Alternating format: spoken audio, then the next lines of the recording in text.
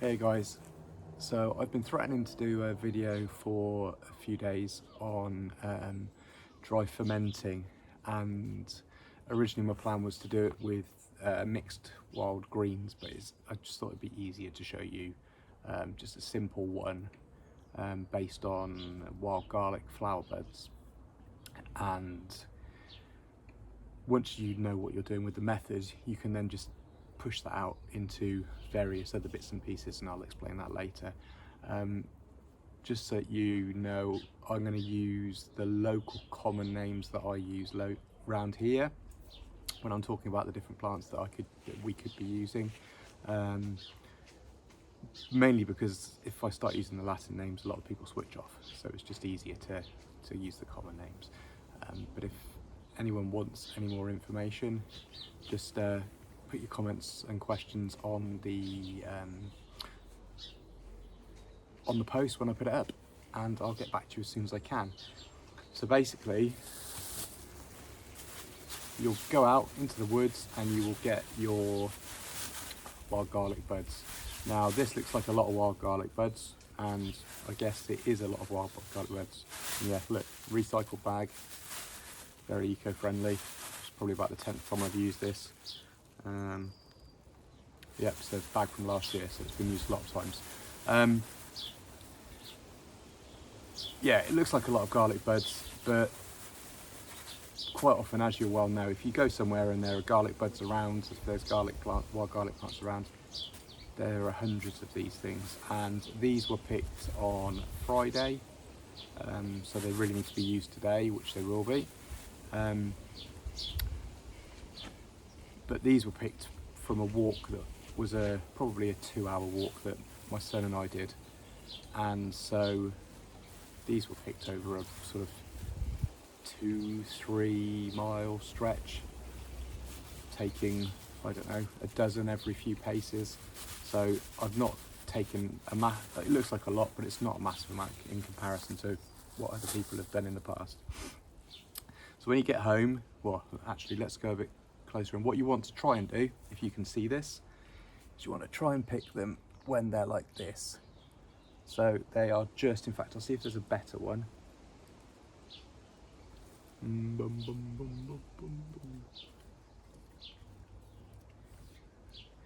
to try and pick them when they're like this. So when they're literally starting to, so you can start to see the white of the flowers coming through, and when they're really swollen and ready to pop. These ones are a little bit too close to popping. In fact, they have popped. I don't know if you can see that. The light on the camera isn't fab, but hopefully you'll get it. And these ones have gone a little bit too far, but it doesn't matter, we'll still use them for something else. I'll probably use those for a wild garlic flower pesto. In fact, while we're talking about it, I'll tell you about that quickly now. Wild garlic flower pesto, really easy. Put your wild garlic flowers in a bowl with some Parmesan cheese grated, and just smash the hell out of it with a rolling pin or a pestle and mortar if you've got one. You can add lemon juice if you want. I quite like it. It gives it a little bit of a lift. I don't find you need to put any nuts in, but you can. And again, if you want to put nuts in, just put in whatever you've got. I've got an Italian friend who honestly puts roasted peanuts in pesto, because that's essentially what you're making. I mean, a lot of the Italians will use the term pesto to refer to a herb-based pasta sauce that has a herb, a type of nut, a type of oil, and a type of cheese in it. In Britain, we always think of pesto as being based on basil with pine nuts, but in Italy you can have them based on rocket, you can have them based on rosemary, you can have them based on so many different herbs, wild ones or cultivated ones, and you can put in whatever nuts you've got. I've seen some amazing ones that people have made in the UK with hazelnuts as the nut base, towards your oyster. But anyway, so those ones we'll use for wild garlic pesto. The ones that we want are the ones that look pretty much like that. Hopefully you can see it without the glare of the sun on. Let's put my hand up there to shield it a bit. There you go. So you've got ones that are not quite open, but nice and swollen. So put them in a sink, with water, give them a good soak to wash off any beasties. I normally leave them in the sink for about half an hour, and then give them a swill around with my hand, change the water, same again, and then they're ready to go. You can dry them off properly. To be honest, I don't bother because I use the dry salting method, and so dry fermenting, and the whole idea of that is to pull the liquid out of the wild garlic buds as a way of preserving them. If you've got a little bit of extra liquid on, it's not the end of the world. It's just going to make it start working a little bit quicker. So I've got my bowl of buds that I've washed in true Blue Peter style. As you can see, there are some in there, there are plenty in there that are slightly too far open, but it doesn't really matter. I'll pick through them properly before I get on with them. So then, once you've got that ready, the next thing you need is your salt. Can you see that? Yeah, that looks all right. So you don't need to use Himalayan salt, but I tend to get my salt in bulk from places where it's a bit cheaper. So this was I think it's a 5 kilo bag. No, maybe not. It's a 2.5 kilo bag, and this is from. It's not TK Maxx. It's the one that is TK Maxx. Home Sense, and I think I paid about £4 for that. So if it's cheaper than buying salt in the supermarket.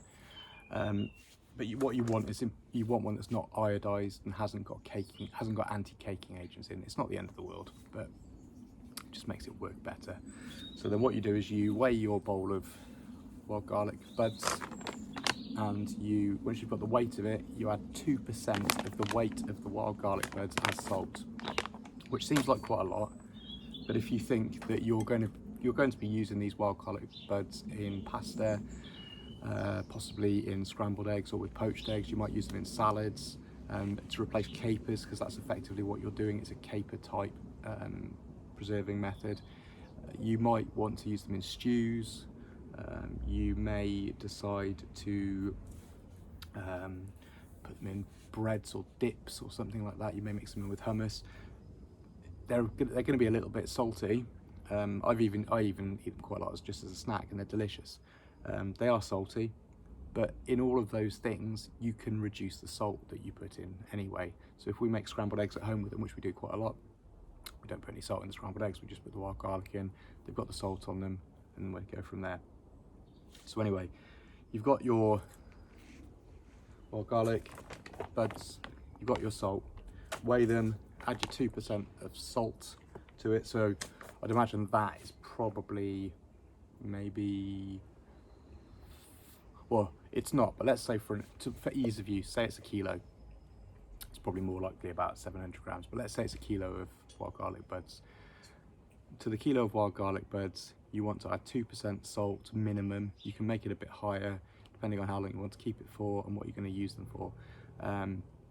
If you want to be safe, you could go up to 3 or 4%, but you might not want to eat them as a snack then, because it's got quite a lot of salt in it. So what you would do instead is, yeah, I would say 2% minimum, maybe 3. You don't have to be that accurate, but you want to have that minimum base of 2%. So for a kilo of wild garlic flower buds, you're going to want 20 grams of salt as a minimum. When I'm weighing it out on the scales, then I will get as near as I can to it. It might be 20, might be 25, might be 30. It's not the end of the world. It's the amount you're making, it's not a problem. So you just put your salt on top and then just give it a mix. I tend to use a spoon, just mix it up. Put that on the side in your kitchen with either some cling film over the top or maybe a tea towel over the top, and just leave it to one side for 24 hours. Every time you remember, give it a stir, and after 24 hours you'll find that the buds will have got darker, they'll have shrunk a little bit, and there'll be lots and lots of brine in the bottom of the bowl, maybe as much as halfway up the bowl, maybe not, it doesn't really matter. And then what you want to do is you want to get those, cram them in a jar. These are posh Kilner jars, but it doesn't matter. A lot of people use the jars from IKEA, the storage jars. They're really good.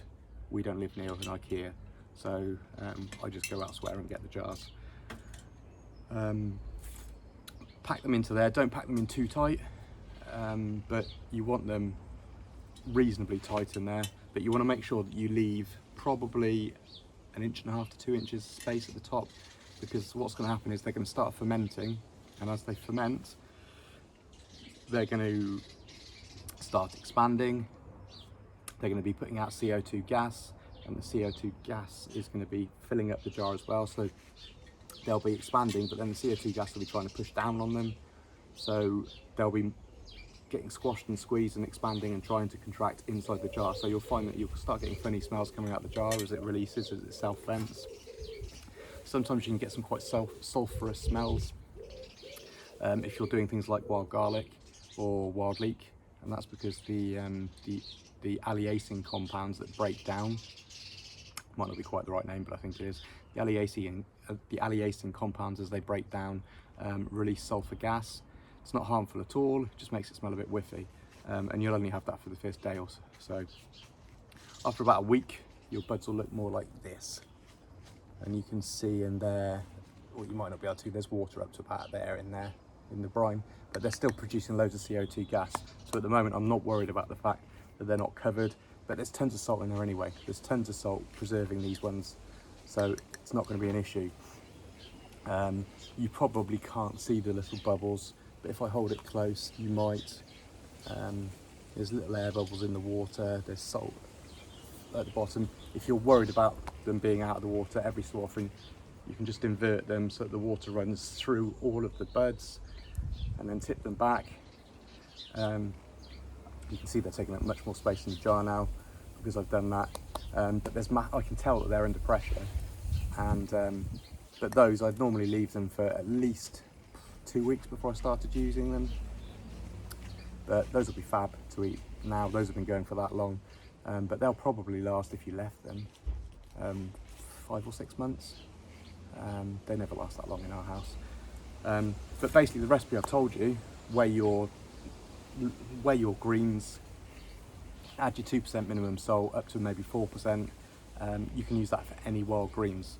In fact, you can do it with a mix of wild greens, that's really good.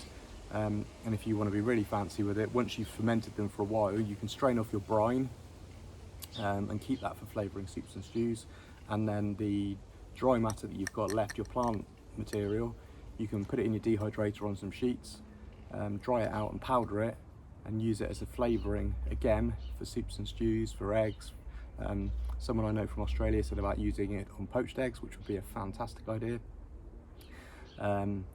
We normally chop these up and just sprinkle them over the top of poached eggs, but yeah, you could dry them to a powder and just sprinkle that over the top, over omelettes, on cheese on toast. All of those would be amazing. So that's pretty much it. But what I'll just show you quickly before we go, and there's a chance I'm going to get soaked, but whatever. As I said earlier, when these are fermenting, they're producing carbon dioxide gas. That's a byproduct of the fermentation that's caused by the bacteria that we're using to preserve them.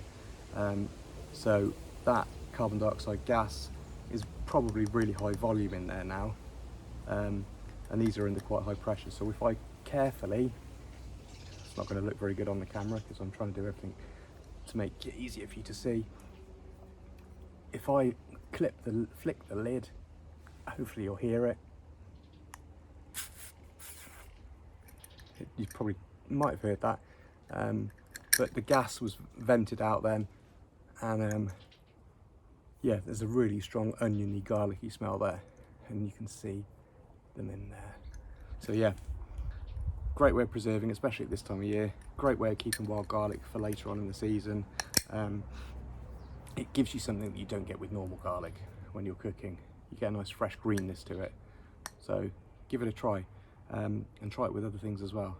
I've got a batch on at the moment that's with dandelions. It wasn't quite wet enough, so I added a little bit of spring water to it. But you can also do it with basically any other foraged herb you can find. Herb Robert, hedge garlic, things like wood avens would work well. We've got a patch of ditander locally, which normally grows by the sea, but it grows near us for some reason. That's good done this way, although you tend to need to add more brine to that because it's quite a thick leaf. Sorry, not more brine, need to add more water to it once you've dry fermented it because it's quite a thick leaf. but pretty much the wood's your oyster. Any leaf, any green, go for it. Any questions, just ask. See you soon, guys. Hope you're having fun and surviving the lockdown, and hopefully we'll be able to get out and get doing a bit more soon, and hopefully get a catch up, and we can be out there meeting up face to face rather than doing things like this. Okay, bye for now.